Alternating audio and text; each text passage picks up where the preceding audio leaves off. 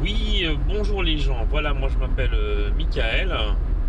J'habite en Haute-Savoie, quelque part entre Annemasse et Thonon.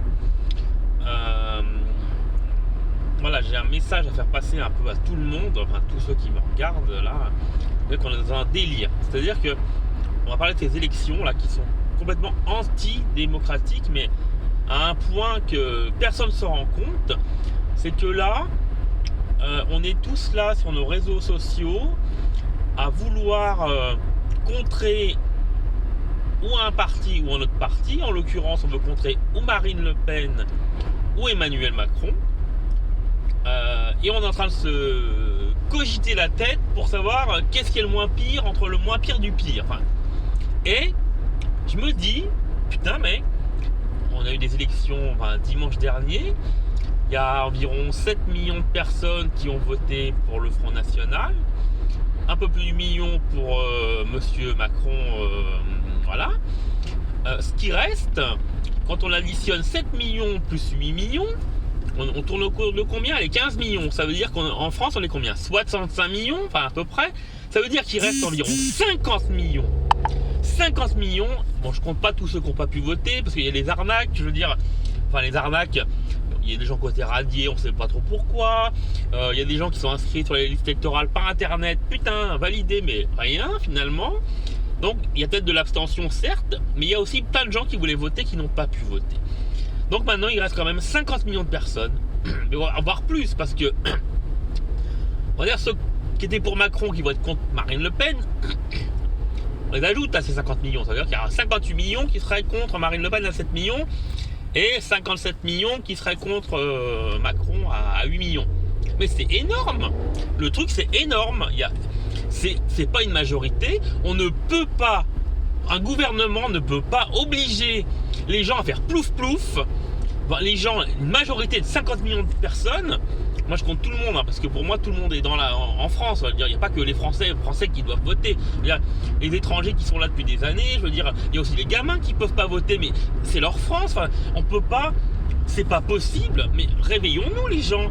Mais moi, vous savez que mon petit niveau, je suis dans ma voiture. Je dis ce que je pense. Mais si demain, on est là encore à arriver dimanche, dans 10 jours, enfin même pas dans une semaine, à se dire on va voter quoi entre le pire et puis le moins pire ou le voilà. Ce qu'on n'a pas voulu, on ne peut pas nous obliger, nous, à coup de télévision et nous bourrage de crâne, de dire de toute façon vous n'avez pas le choix les mecs, c'est ou ça ou ça. Vous n'avez pas le choix. Mais non, on a le choix, on est 50 millions à pas vouloir ça.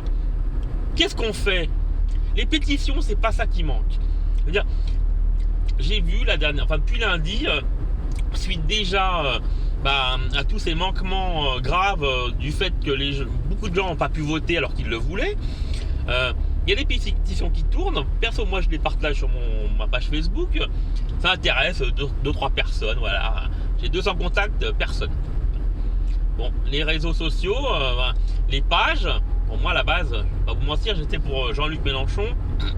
Non pas. Enfin, j'ai des valeurs pour moi qui étaient citoyennes, de gauche, mais plus ouverte dans un esprit de commun, c'est ça. En plus, c'était le nom du parti, l'avenir en commun.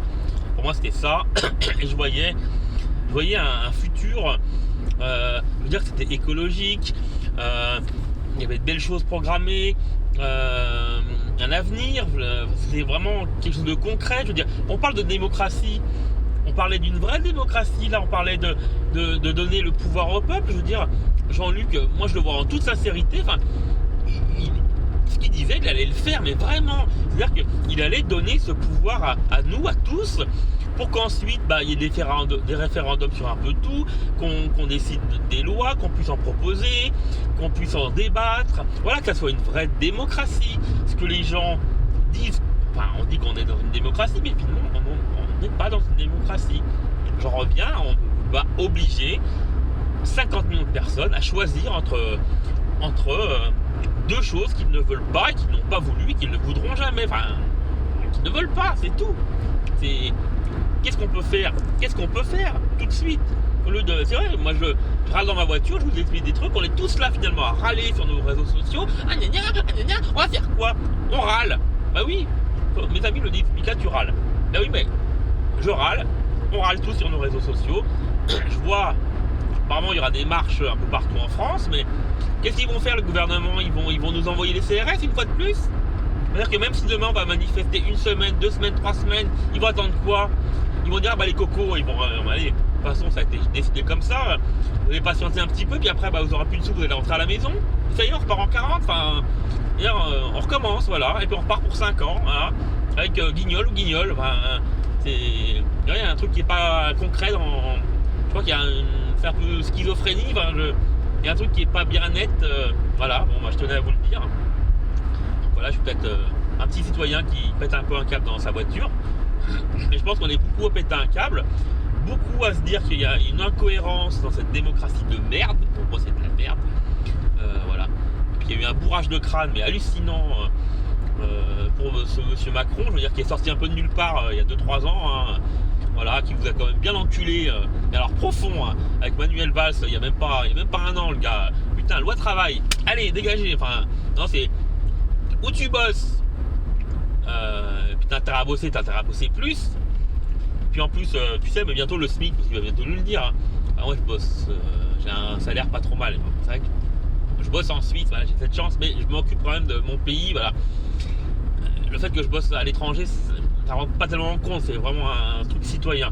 Mais je me dis que finalement, le gars, un jour, il va vous dire, à vous les petits smicards qui n'avaient pas trop de chance, mais mes cocos, finalement, tu sais, le SMIC, ça coûte cher, je veux dire, on va te payer 1000 €, mais tu sais, là-bas, l'autre bout du monde, ils travaillent pour 500, alors si tu veux être compétitif avec le reste du monde, hein, parce que faut que tu bosses encore pour moins, puis tu te rends compte que si tu veux pas bosser, mais il y en a encore, il y a 3 millions derrière toi, donc t'as intérêt à bosser, sinon c'est un feignant, voilà, t'es un feignant, reste à la maison, puis tu vas coûter cher avec ton RSA, là, 400 €, putain, mais tu vas nous coûter cher à la France, hein. Putain, moi je fais des cadeaux fiscaux un peu à tout le monde, 1 milliard, 2 milliards, bah putain, toi tu vas nous coûter cher, 400 € par mois, putain, puis en plus, tu vas aller devoir râler à l'assistance sociale, et puis voilà, je veux dire, tu nous en demandes trop, mon coco.